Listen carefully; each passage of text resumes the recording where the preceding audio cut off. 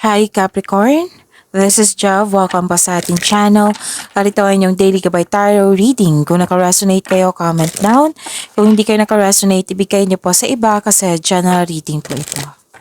This is for you, Capricorn.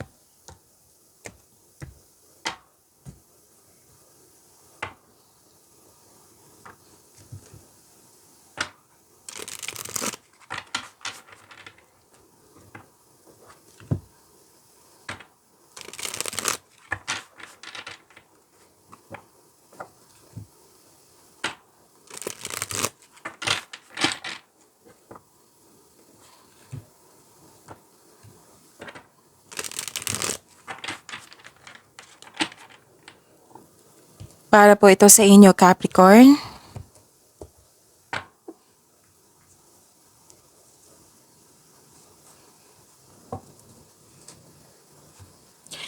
Maraming salamat po sa inyong patuloy na suporta at maraming salamat din po sa mga hindi nag-skip ng ads. Gamitin ang reading na ito bilang gabay lamang sa mga hindi pa nag-subscribe. Subscribe na po kayo at click bell notification para malaman nyo na may bago tayong video. Para sa mga gusto magpa-reading, comment po kayo ng personal reading. Again, comment kayo ng personal reading and check my reply sa comment section. Spirits Guide mga ganap po para kay Capricorn ay need 3 cards po.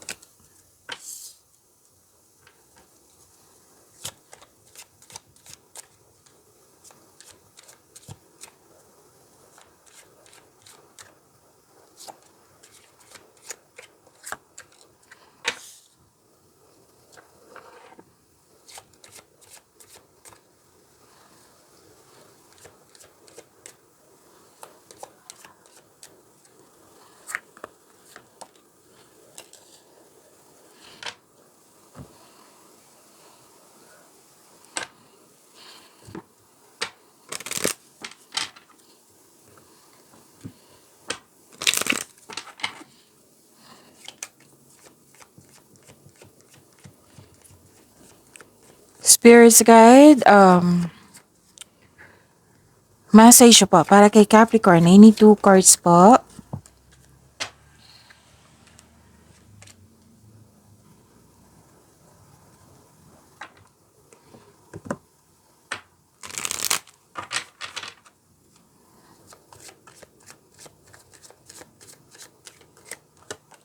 For your career and money.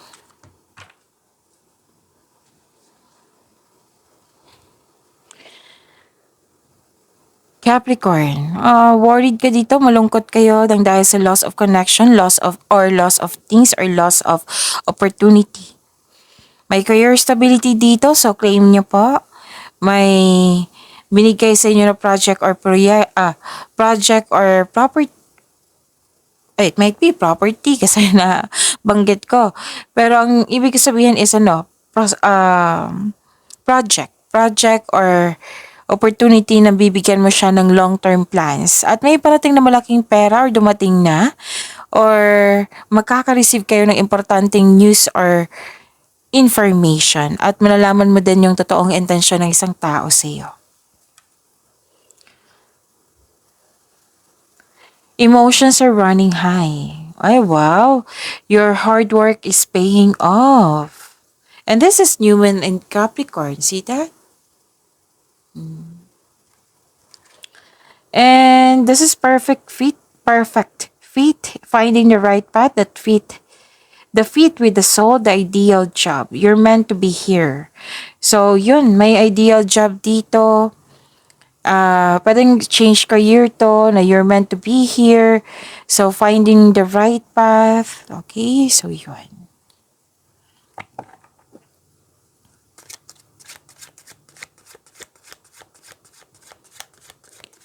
Energy po ni Capricorn.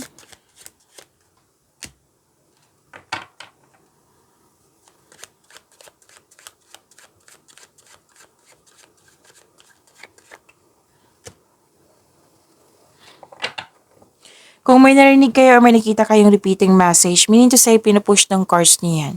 Like for example, nanood kayo ngayon ng May 19 and May 20 na video reading nyo, Capricorn.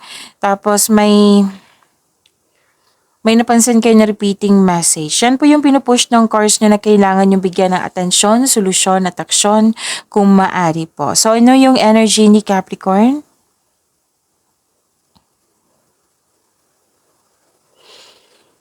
Kitang-kita ko yung hard work mo dito, na nag-clarify dito sa inyong cards. Oo. Your hard work is paying off. Andito rin yung hard work. Nagiging productive kayo. So, this is a movement, transition also. Bagong kasanayan, bagong kaalaman, and this card reminds you kapag ginawa mo ang gusto mo, mamahalin mo ang ginagawa mo. And ang tagumpay sa kaperahan at seguridad ay nasa iyong kamay na. Ang taas ng tagumpay ay nasa iyo na. So, keep up the great work. So, hard work at dedikasyon sa trabaho or negosyo for financial prosperity. And nagsabi ng card nyo dito, patuloy mo lang magsumikap. Pwede na nag-aaral kayo ng bagong skills para magamit nyo pang dagdag income.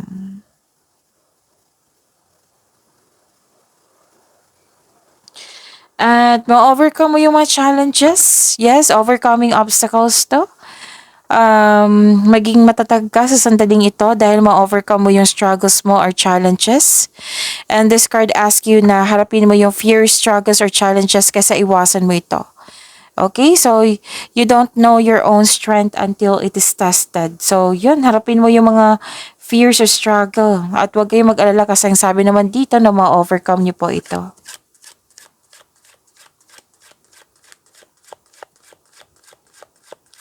Career and money ni Capricorn.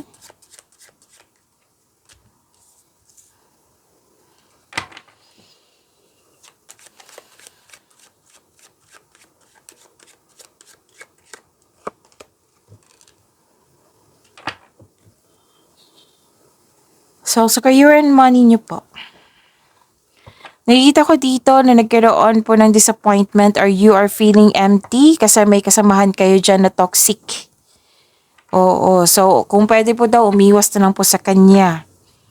Kasi exhausted ka dito ng dahil sa mga demands. Kaya kung pwede po, umiwas na lang po sa toxicity. Pwede din may naalala kayo na nagkaroon kayo ng investment na akala mo yun na pero hindi pala. Pwede sa tao to, sa sitwasyon or investment sa money. Oo. So, kung may offer sa inyo, kilalanin mo ng mabuti, alamin niyo kung karapat dapat ba. Sabi po ng card niyo po. At you're feeling trapped, nagkaroon ng restriction dito.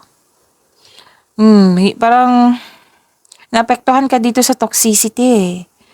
Oo. So, this card tells you na humingi kayo ng guide kay God para mapalaya mo ang sarili mo sa takot or sa bigat ng nararamdaman mo.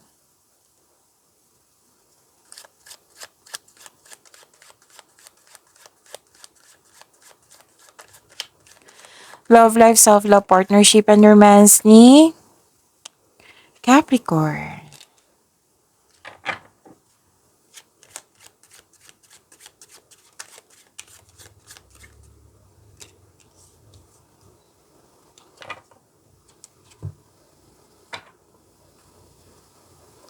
May bigla ang pagbabago dito, oh. Pero don't worry kasi makakasupport to sa growth and expansion niyo po.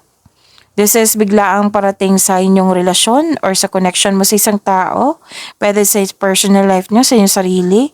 At may sekreto na parating which may be shocking. At may nakita ko ditong nagsisave ka. Oo, nagsisave ka, tapos pwedeng higpit sinturon to para pambayad ng bills. Pwede din may concern ka sa isang tao na may utang sa'yo na hindi nagbayad. Pwede din may concern ka sa isang tao na hindi nagbigay ng time or halaga. May nakita ko dito, naghihintay ng kapalit sa bawat bigay. So, mag-ingat. So, ano pa? This is unfair treatment eh. So, wag kayong mag-alala kasi may nakita naman ako pagbabago na sinabi dito. O, pagbabago na magkakaroon siya ng growth and expansion. May sekreto din. So, yun. May pagbabago. So, ang ganda ng nyo, yung binigay mong effort, hard work kasi nagbunga talaga siya. Okay, so pag-imanin niyo po yung blessings sa binigay sa inyo Capricorn. See you tomorrow. Maraming salamat po.